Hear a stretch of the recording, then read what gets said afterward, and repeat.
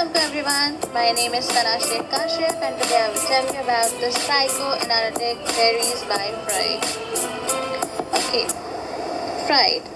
Freud was born in 1856. His name was Sigmund Freud and he was died in 1939 in Germany. Basically, he was neurologist, but he was commonly known as the father of psychoanalysis due to his vast work in psychoanalysis.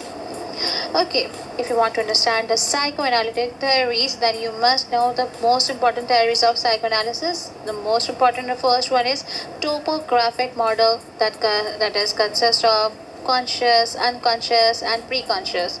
The second one is structure of personality that consists of id, ego, and superego. The third one is psychosexual stages of development. These are the 5 stages of development of one's personality. Okay, so let's start from the first model, that is the topographic model. This is also known as the levels of mental life, levels of consciousness. It consists of conscious, preconscious, and unconscious. Let's understand with the model of iceberg. Actually, Freud used this. Okay, his analogy with iceberg says that the most upper part is the conscious level, the second part is subconscious level, and the underneath and lower part is unconscious level. The first part, conscious level, is that part which is in one's knowledge. It consists of the thoughts, perceptions, feelings, and all those things for which we are totally aware. The second part is subconscious level, which is consists of memories, stored knowledge, to which we can get access with a little effort. And the third part is unconscious level. It consists of our fears, our violent motives, or unacceptable or desires and irrational wishes. All these are in unconscious, for which we are completely unaware. Okay, come to the next model. That's the structure of personality. It consists of id, ego, and superego. Let's understand this again with the iceberg model. As you can see that id is completely unconscious, whereas ego is in our preconscious as well as conscious as well as unconscious. Okay, it is the most primitive part of our mind. It is the part which is present at birth. It is quite childish. It is completely illogical, irrational, immature, and very unrealistic part of the mind. Okay, another part is the ego. Actually, ego develops out of the id at 6 to 8 months of the age. But it is not like it. It is completely different. It is logical, rational, mature, and very realistic. Come to the next part, that is superego. Actually, ego interjects standards from parents and society to protect itself from the harm. And actually, the superego is very moralistic, idealistic, but it is also unrealistic. Okay, it operates on pleasure principle. It wants pleasure every time. It seeks pleasure every time. How? It used to say every time, I want this, I want that, right now. This is the quality of it. As it is childish, so it has no contact with reality.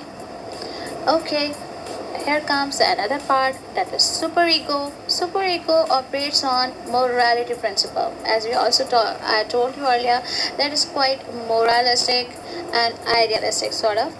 And it used to say, it's not right. No, don't do that. Don't do this. Because it works on morality principle. Here comes the ego, the mediator. It works on the reality principle. How? Actually, it has a big contact with reality. It knows reality, it knows it and superego too. So it asks or it tells the another way, and it says, let's work together and find a way to get rid from these desires or to get these desires.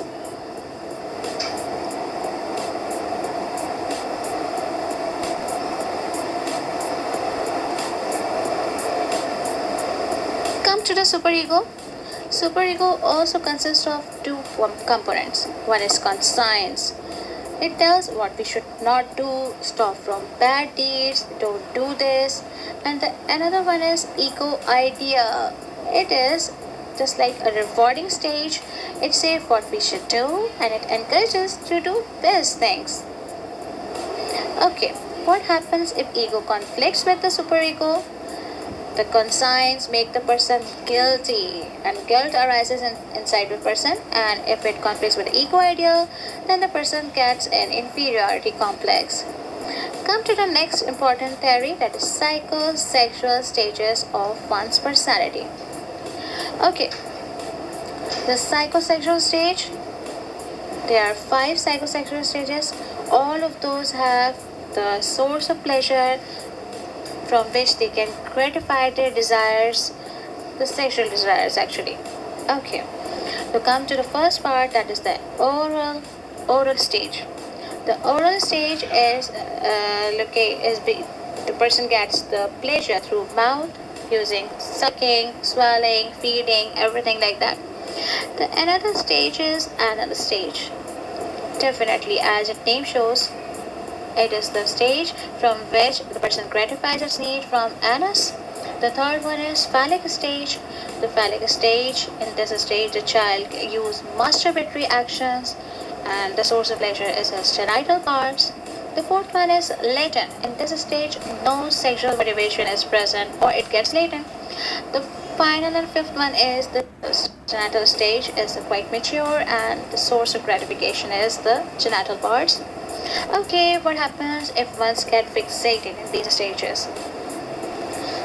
Definitely, fixation occurs. Okay, in every stage there is different fixation. In oral stage, if the person is underfed or overfed, then if the person is underfed, then he will become oral passive, and the person is overfed, then it becomes oral aggressive, very aggressive, and dominating sort of personality. In the anal stage, the main criteria is the toilet training. If the person is too harsh, if the parents are too harsh with their offspring, then they become the anal retentive. They want to keep themselves tidy but with obsessiveness.